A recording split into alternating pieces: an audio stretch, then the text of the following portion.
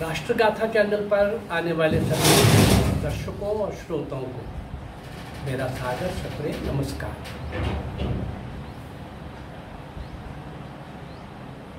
और श्री रोशनलाल मेहरा, उन अज्ञात क्रांतिकारियों के साथ मैंने एक नाम कल आपके सामने लाया था। वो अज्ञात लोग जो देश की स्वतंत्रता के लिए सर्वस्व निछावर कर गए, लेकिन उनका नाम इतिहास में कहीं नहीं। ऐसे ही उस अज्ञात पंक्तियों श्रृंखला के साथ कल मैंने एक नाम जोड़ा था, श्री रोशनलाल मेहरा। श्री रोशनलाल मेहरा और उनकी माँ के बीच का संवाद आपने कल देखा, और भी बहुत कुछ। अंत में जब कोतवाली पर बम फेंका गया, वो सफलतापूर्वक जो भी हुआ, जैसा भी हुआ, और बम बनाने की इच्छा जागृत हुई कि ज़्यादा से ज़्यादा बम बनाए जाए और सारे देश में क्रांति को आगे बढ़ाया जाए। अब ये फैसला तो हो गया, लेकिन इसके लिए पैसा चाहिए। राजनीतिक डकैतियाँ ना डाली जाए, इसके लिए सब्स्टिट्यूट और अल्टरनेटिव पर विचार होने लगा। विकल्प क्या हो? एक विकल्प तो रोशनलाल मेहरा ने ये सुझाया अपने साथियों को कि एक तो अब हमें अमृतसर लाहौर को गतिविधि का केंद्र नहीं बना सकते, यहाँ और पुलिस एक्टिव हो गई है, और कोतवाली पर बम फेंकने के बाद तो और भी, और इसलिए हमको अब मद्रास में शिफ्ट करना चाहिए। वहाँ का गवर्नर बड़ा डींगे मारता है कि यहाँ कुछ नहीं होगा, यहाँ की जनता बड़ी राजभक्त है, मैं यहाँ किसी को यहाँ कुछ नहीं करने दूँगा। और रोशनलाल मेहरा ने संकल्प लिया और अपने साथियों को कहा हम उसको करके दिखाएंगे। और वहाँ का माहौल अभी इस प्रकार का है कि हमें कोई नहीं पहचानता, लेकिन नए स्थान पर जाना है तो राजनीतिक डकैतियाँ भी नहीं डालनी है, बम बनाने हैं, कार्य को पूरे देश के अंदर देश विदेश में लेके जाना है, तो पैसे की तो आवश्यकता पड़ेगी ना। राजनीतिक डकैतियाँ डालने और खून खराबा करने के बजाय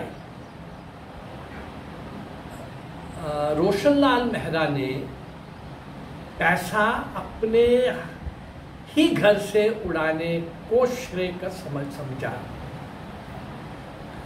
उसे मालूम था कि उसके पिता जी की तिजोरी में काफी धन रहता है, और सोते समय वह तिजोरी की चाबी उस कुर्ते की जेब में रखते हैं और वो कुर्ता उस खूंटी पर टांगा होता है। रोशनलाल मेहरा अवसर की तलाश में रहने लगा। एक रात जब लोग सो गए तो रोशनलाल ने पिताजी के कुर्ते की जेब से चाबी निकाली, चाबियों का गुच्छा निकाला और तिजोरी खोल दी। नोटों की गड्डियां भी तिजोरी से बाहर निकाली और भूमि पर, जमीन पर उसको खुले में रख दिया। इसी समय एक दुर्घटना घटित हो गई।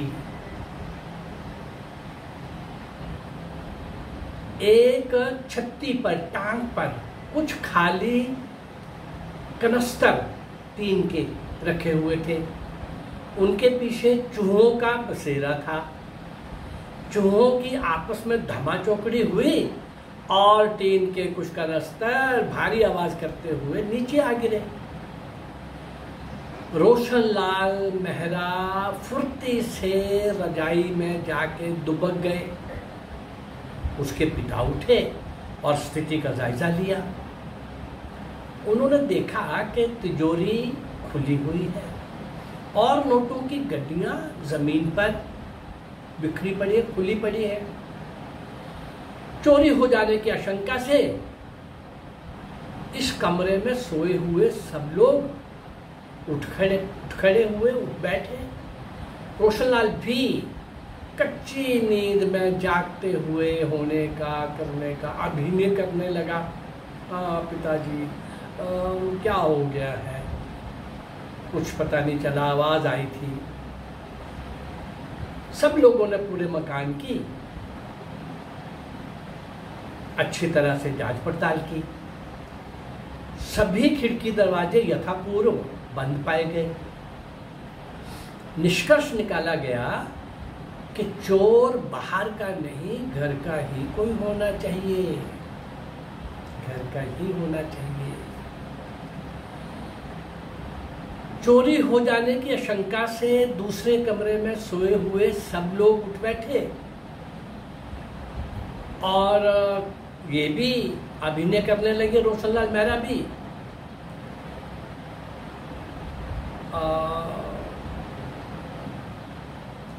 सब लोगों ने जब उस मकान की तलाशी ले ली, जांच पड़ताल कर ली, सब कुछ कर लिया, लेकिन जब कुछ पता नहीं चला तो धनी राम जो पिताजी थे, उनका शक अपने दोनों व्यसक पुत्रों अर्थात रोशनलाल और उसका बड़ा भाई जो उनके साथ काम करता था बस्तर होलसेल काम में,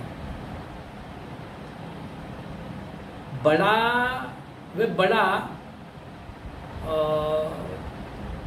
भाई और रोशनलाल के ऊपर शक तो था ही, पर किसी पर वो आरोप नहीं लगा सके, शक हो गया दोनों के ऊपर।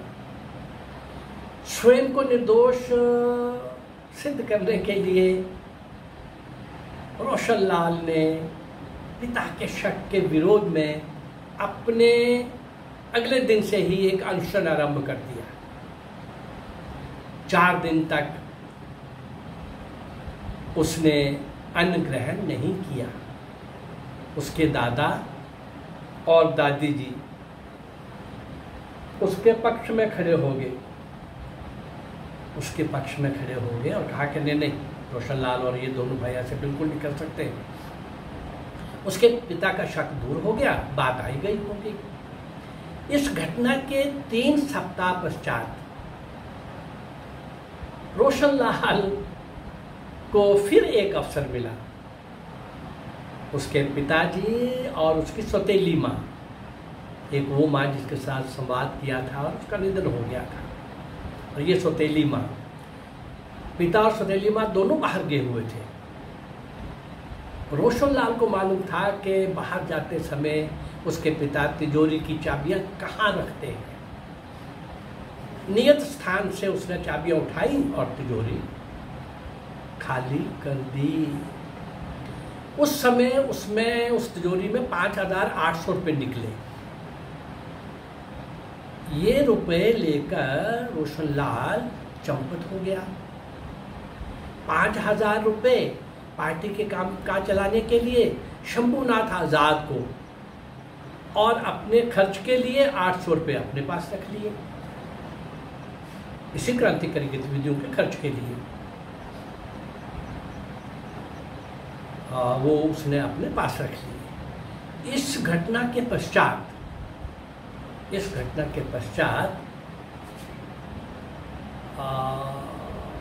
हमेशा के लिए घर छोड़ दिया रोशनलाल ने कि अब नहीं मैं बच पाऊंगा। पिछली बार का शक तो मैंने जैसे कैसे नाटक करके दूर करवा लिया। घर आने पर रोशनलाल के पिता धनीराम को घटना मालूम हुई।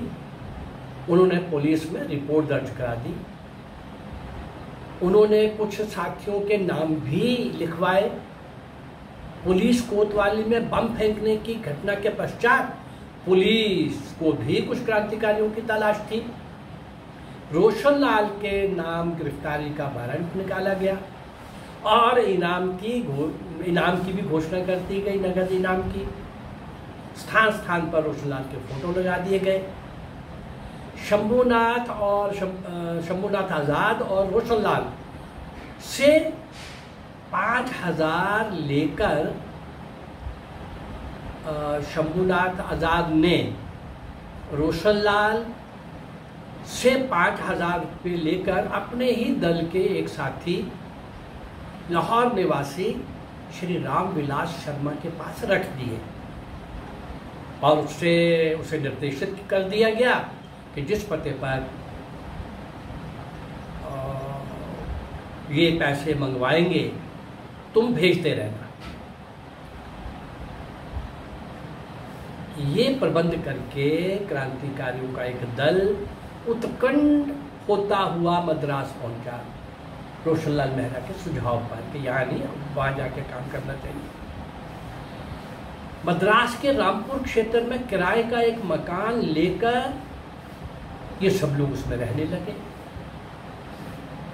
उस समय वहाँ शंभूनाथ आज़ाद, रोशनलाल, कौन कौन लोग थे? शंभूनाथ आज़ाद थे, रोशनलाल थे। इस घर में सीतानाथ डे, सरदार बंटा सिंह, इंदर सिंह मुनि, खुशीराम मेहता, हीरालाल कपूर, नित्यानंद वात्स्यायन और गोविंदराम वर्मा, ये सब लोग इकट्ठे रह रहे थे रामपुर क्षेत्र के उस मकान में। कुछ समय पश्चात सीतानाथ डे बंगाल चला गया। इस दल के अमृतसर छोड़ने के पश्चात पुलिस ने उस स्थान पर छापा मारा जहां राम विलास शर्मा और अन्य क्रांतिकारी रहते थे। वे सब लोग गिरफ्तार कर लिए गए और पुलिस के हाथ वो धन भी लग गया जो शंभूनाथ आज़ाद रामविलास शर्मा के पास छोड़ के आए थे।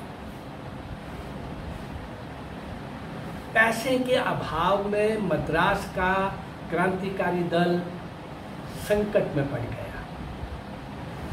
कुछ लोगों ने योजना बनाई कि उत्तरखंड में बैंक का डाका डालकर उसे लूट लिया जाए। रोशनलाल ने इस प्रस्ताव का विरोध किया और वह उसमें सम्मिलित नहीं हुआ।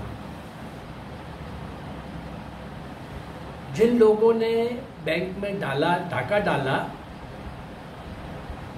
वो सफल भी हो गए, पर शंभूनाथ आज़ाद को छोड़कर बाकी सब के सब गिरफ्तार कर लिए गए।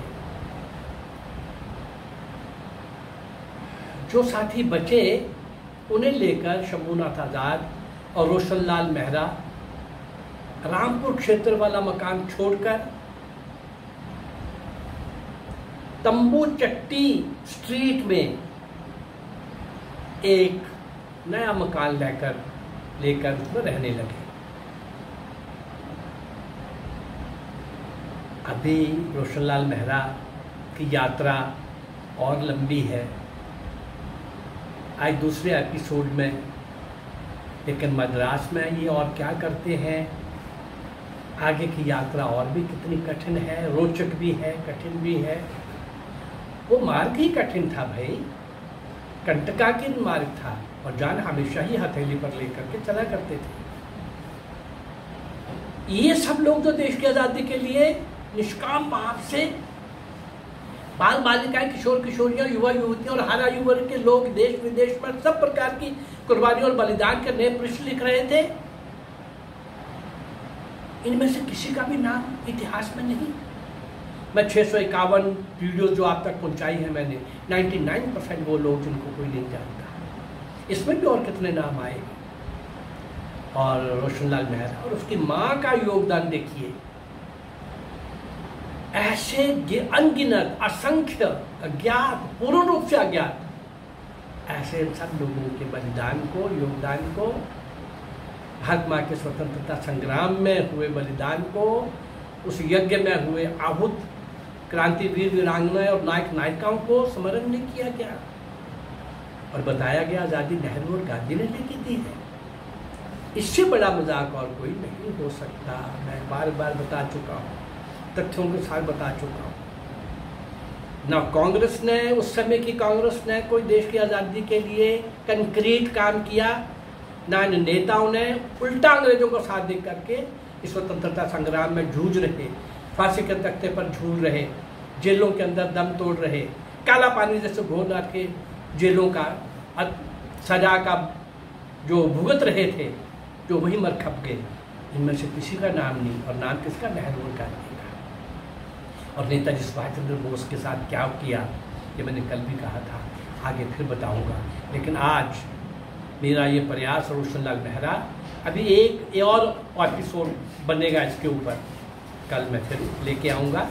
इस रोशनलाल मेहरा जैसे महान क्रांतिकारी को आपके सामने लाते हुए मैं कितना उत्साह से आपके सामने ये ला रहा हूँ आप सबको भी सुन करके लग रहा होगा कि ऐसा भी हुआ, इतनी कुर्बानी, इतना बलिदान और कहीं नाम नहीं। अगर मेरा ये प्रयास आपको अच्छा लग रहा है तो इस चैनल को लाइक करिए, सब्सक्राइब करिए और शेयर करिए। नमस्कार, जय भारत, धन्यवाद।